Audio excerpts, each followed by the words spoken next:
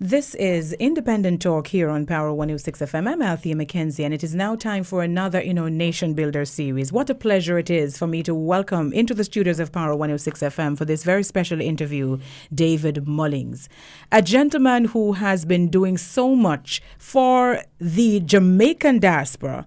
But I don't know that we're paying enough attention to the work that he's doing. David, good morning. How are you? Good morning. Thank you for having me, Althea. It certainly is a pleasure to have you with us. David, this is the Fast in Your Business interview. This is where I get to know about you personally. Those persons who wanted to, for a long time, to find out more about you, this is the opportunity to do so. Which parish are you from? Well, I was actually born in Spanish Town. But I grew up in Kingston 6. Yes. And what was that like, those early years? Well, I mean, I actually don't remember the Spanish Town side of things in St. Diego Heights, but I really do remember Hope Pastors, and most important is that I used to actually walk home. I mean, my life was there. I went to Mona Prep. Eventually I went to Campion College. And one of the most memorable things is that I used to train with the football team at Campion, Pepsi, Colts, and I left before Manning Cup. But we would actually, for training, jog up into Hope Pastors, stop at my house, drink water from the hose, jog back to school, then I change and have to walk right back home. Oh, look at that. But that was good training for you too. It was about discipline as well. No, it was definitely about discipline, but it also instilled trust in that my parents, they could have picked me up, but I did want to walk, partly because it gave me a little freedom to stop at the video arcade, and I would actually stop at Ligonier Pharmacy almost every day. And I'd actually go and check out magazines, and that's where I came across different business magazines, Fortune and so on. And then just fun magazines. I'd look at cars, bikes. But I had to make sure I got home within a certain time so I could get my work done. But it really was fun to have that freedom of not being picked up and cuddled. I had to take my time. You learned independence from very early. The Mona years, what were those years like for you? It's mixed. In terms of Mona Prep helped to shape who I am today. There's no question about that. One of the most important people there is actually my aunt. She's married to my dad's uncle, and that's Jean Mullings. She eventually became vice principal. But Auntie Jean, as I call her, Uncle Peter. Uncle Peter was the rector at our church of the Ascension, right there in Mona, beside Real Mona, which I grew up training there. And Mona Prep really helped to set the tone for the kind of people that I have around me. I actually have a number of Mona Prep classmates and people years below me working with us now. And I really have to big them up. But what they instilled in us was just so important. Having to recite the pledge every single day really instilled that in me. But the most memorable thing at Mona Prep, and my wife always teases me about this, I think it was in grade 5, we had this I don't know if we should call it a tournament, a competition to clean up the place. And I won Prince Clean, and they crowd me in front of the class. So my wife will see me pick up stuff still to this day, and she's like, yes, Prince Clean, yes, Prince Clean. But that is what was there. We were a competitive school. We had won, Henriquez Cup 9 years in a row, Alberga Cup 11 years in a row. And that was just amazing to me to go there and see the importance of sports as well as the importance of academics, because the sports did instill teamwork, discipline. Oh, yes. I never made the football team at Mona Prep, but I trained every single day. When I did not make the team, I asked the coach, Brian, I said, can I still train? I want to get better. People like Kari Stevenson have now gone on to play in Europe and the MLS. He's now an investor in our company and one of our best friends. So Mona Prep was great. Auntie Jean taught me in grade 5. She moved to grade 6 to teach me in grade 6. But this is where the balance comes in that I was 9 years old when I was registered for common entrance. And the school didn't want to send me for common entrance, even though I was getting very good grades. And so my parents had to send me as a private candidate. Okay. And so I remember being in the first desk, top left by the door, because as the last person, the private candidate goes in last. Took the exam, passed. Was told that, hey, you passed for Campion, you did very well, and we're going to, you scored high enough, you can get a government scholarship. I was like, wow. And then the next day they said, oh, wait, you're a private candidate, you can't get the government scholarship. Oh, dear. And that was, as a child, it was like, wait. Oh, that must have been so disappointing. I did everything that you've asked me to do.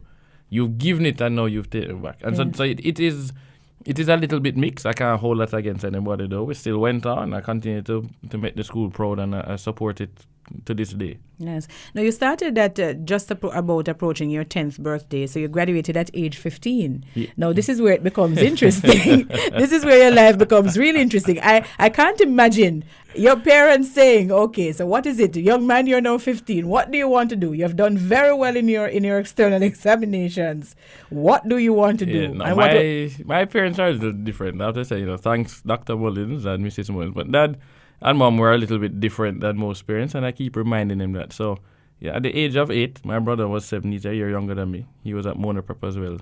Dad decided that we are going to need to be able to be good public speakers. That was just a fundamental thing. He spoke, he presented, he lectured at the university in the medical school. And so Mom and Dad decided, we're already part of the youth group at church, and so we need to be able to read the lessons on Youth Sunday. We had a Youth Sunday once every month. And so he said, all right, we're going to make sure you can read. When our group is on duty, especially if somebody doesn't show up, you guys need to be able to get up and read that lesson without stuttering, without saying So they strapped a lavalier mic on us with a tape recorder, gave us a Bible, played various speeches, Manley, Martin Luther King, and so on. And we had to read this stuff. They played it back so we could listen to how we sounded and made sure, we were enunciating, where we were pausing, not talking too fast. And I have a tendency to talk a little too fast. And so that's what they started doing since I was 8 and Robert was 7. So it was no surprise when I started high school. The first thing I said to Dad was, okay, Dad, it's now first form. I hear about this thing named CXC, and I have to pick subjects in fourth form at the end of third. How important are the first 3 years? And Dad was like, well, they're okay, but you don't need to get A's. We don't expect you to get all A's. We need it to be well-rounded, so go and play some sports, go and have your fun, but make sure you can get the subjects you want. Yes. And so that's all I did. So I routinely would come 28th out of 32 in the class. I didn't really care. I was getting B's. And I happily went. I played football. I trained I swam for a champion. I did swim for Mona Prep as well. I played basketball. I played cricket once until the cricket ball hit me in a match, and I'd stopped cricket after that. But it was fun to be able to do all these things and in my opinion, come out rounded. Sports really help you from a discipline and teamwork standpoint. So it was fun. And then third form came, and I picked my subjects. And started in fourth. I did math, obviously English language, English literature. But then I wanted, that was in med. Let me think about something in the medical field. I did like the idea of research and wanting to cure AIDS or some cancer. And I decided, okay, so biology, chemistry, physics, obviously. The football coach, Mr. Philpott, taught geography. I liked geography, so I went to geography. And then I did Spanish. I just felt we're in the Caribbean and Latin America region. Spanish should be important. French, I don't see how that's helping us. So I did Spanish. So went to CXC and I got 6 1s and 2 2s. The 2s were in English. I got a 1 in Spanish. And Dad was like, I don't understand. You had an oral exam in Spanish. How? I was like, oh, well, I thought I spoke English, so I didn't need to study for the English language exam. And then English literature, I read some of the books, but actually I watched A Man for All Seasons on TVJ, at JBC at the time. Like I watched the TV version. That wasn't exactly the same as the book. I tried a shortcut. So, I really didn't have an idea of what I wanted to do. But at 15, Mom and Dad had carried me to Miami that January for a conference he had presented at. And we toured a couple of schools, and he said, if you want to come up here, you wouldn't have to go to sixth form. Yes. You'd be able to just go straight into college. And so I decided I wanted to do that. But I was too young to live on campus, and so Mom moved up with me. She was a nurse. She's worked in Miami before at Jackson Memorial, and so she was able to move up with me. And I distinctly remember, and it's something that parents have to realize. They sometimes have to make sacrifices for their children if they want them to do something greater. Mom made a big sacrifice to take a year off from her husband. To move and have me there, get a car. She would drop me to school or I'd take the bus. But the first thing she did, we got into Broad Community College, and our CXE results hadn't come out as yet. So they gave me a provisional admission based on the stuff coming, and I had to take an exam, just math and English. Scored so high on math, I said, don't worry, we don't even need the CXE exams. But we already did this stuff. In my opinion, we did this stuff in first through third form, and fourth and fifth. So, which explains why it is that our children go over there and excel. What we do in the first 2 years in college in the US, we already did in fourth and fifth form, especially in the sciences. And so we look like geniuses. And so the first thing Mom did though was, okay, you're now registered for classes. We're now going to find a football team to go and register you for, because there's no way you're only going to go to school. By the way, we need to go and buy the new Nintendo 64 that came out. So you have games to go and play as well. And so Mom registered me for the Pembroke Pines Optimist Soccer Club, which was right beside Broad Community College in Pembroke Pines. And I never forget the tryouts. We went and we formed this big circle of about 25 kids, and I'm one of the only black kids. I mean, we had a lot of Hispanics, a couple of white kids, some girls as well. It was a mixed team. And the coach rolled the ball to me and said, kick it to this person, and I kick it. I roll it back again, kick it to this person on the left, and I kick it. I say, okay, chip the ball to this person. So I chip it. And I'm like, what is this guy doing? He's like, okay, you're the forward. And I say, excuse me? What happened? He's like, well, you're Jamaican, and Jamaicans are fast. So we'll just kick the ball, you run it down and score. And so I was a defender in Jamaica. Yes. He put me as a forward, and I was a leading goal scorer in the league that season. That is amazing. And Mom became the team medic. So every time I'd get kicked or injured, she would want to run out of the field. And the team would be, no, Nurse Mullings, he's okay. To this day, she still does that.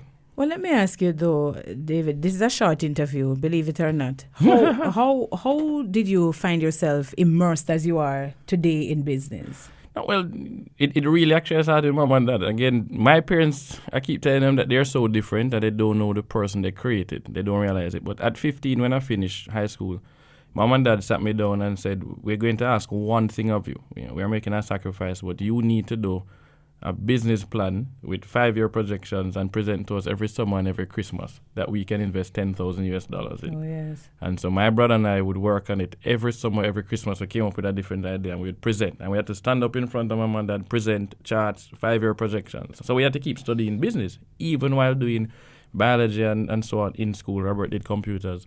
We had to go under some accounting classes and the finance classes. And that's what we presented. And for 4 years, I kept saying no. Eventually, I started an MBA program because Dad said, you don't need to go to med school, take some time off, play football.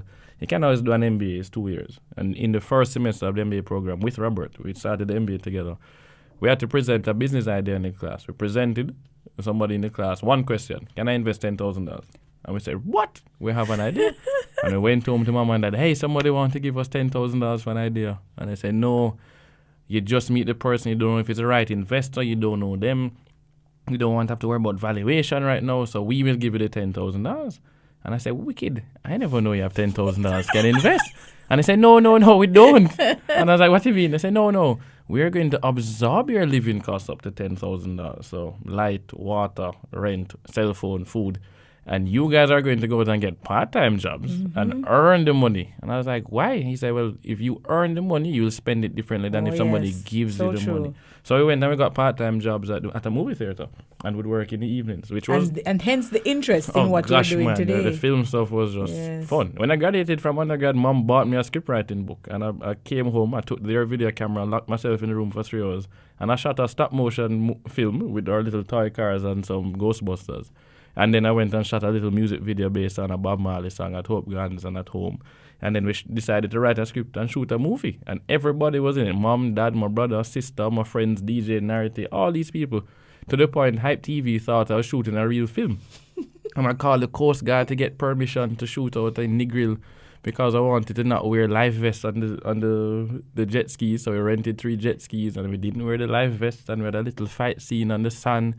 Called the airport's authority because they wanted to shoot out at Palisados. They let us go to the airport at 6 a.m, shoot inside the airport. We shot at Matilda's Corner police station. I mean, I called Jumper. And this is just for the fun of it? This was a fun thing. Yes. It was just fun, but that is where it came from. All right. Well, let me ask you about Keystone Augusta and the work that you're doing these days. Well, all right, so...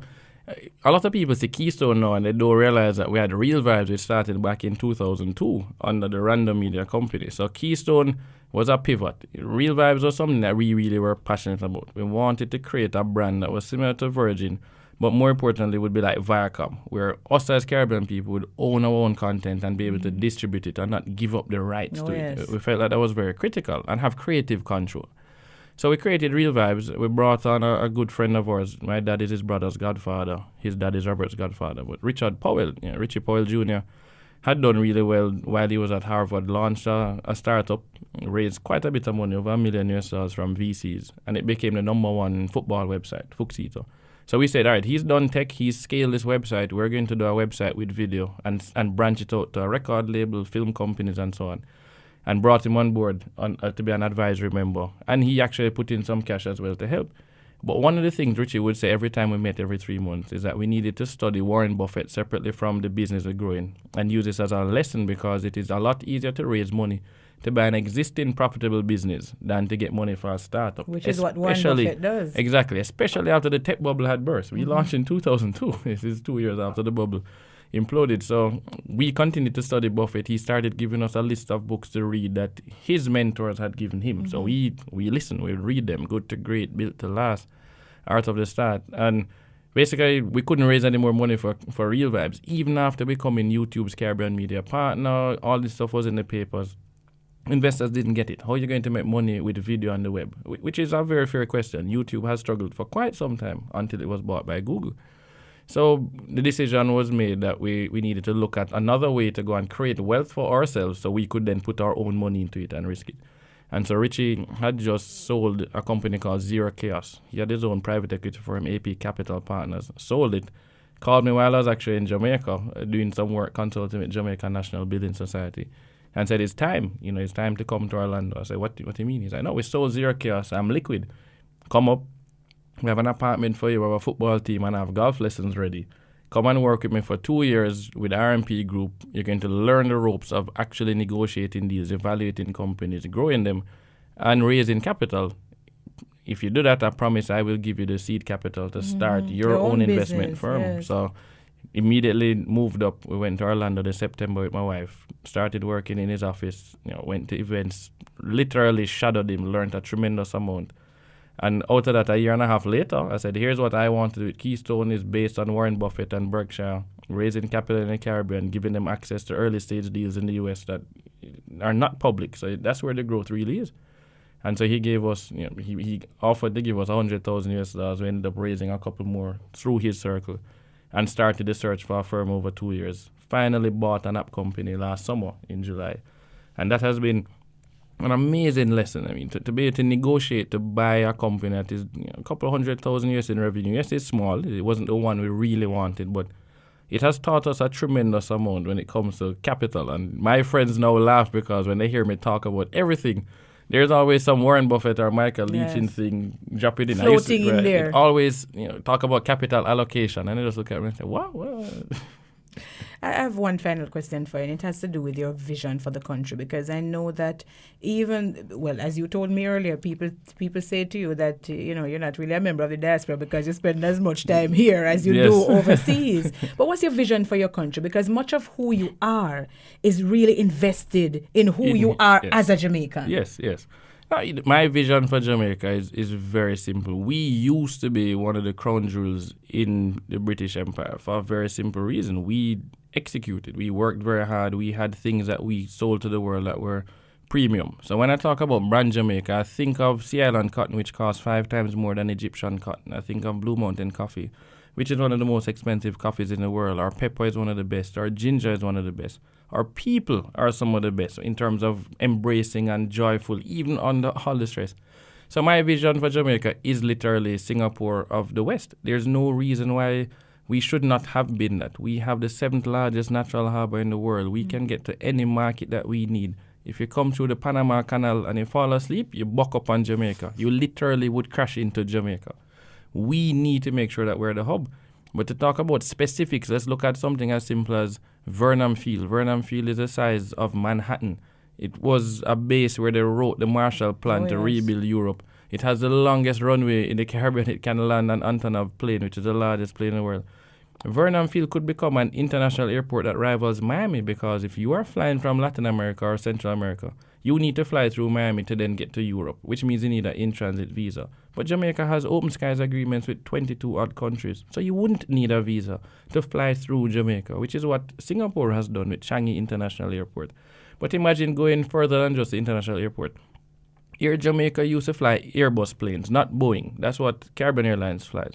When Air Jamaica was sold, we kept Air Jamaica maintenance. So we now know how to service Airbus planes. If I have an Airbus plane in the Western Hemisphere, you're taking it to I have to go to Singapore right now or go to France to service it. Bring it to Jamaica, which saves the fuel cost, saves the time, get it serviced here and then send it off.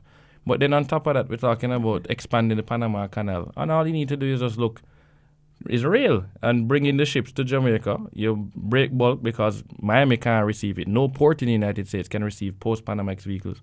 Bring it here, carry it to Vernon, break it down, put it in a 20-foot container, send it back to Port of Kingston, and then ship it to Miami, Fort Lauderdale, and the East Coast. That is my vision for Jamaica. We should be the transshipment hub of the world, especially the Western Hemisphere, but not for drugs, for legal stuff. Yes. Well, David, this has been very engaging, and we certainly want to wish you all the best. We know that in the coming weeks and months, we're going to be certainly seeing and hearing more of you. Lots of excitement to come, and we certainly want to wish you all the best. We congratulate you on what you have contributed thus far to nation building here in Jamaica, and we have no doubt that you're going to continue to be that jewel that you just spoke about that Jamaica once was. You're going to be that kind of jewel for us as you continue your work overseas and here at home. Thank you very much for having me. David Mullings. And of course, we take the break. When we come back,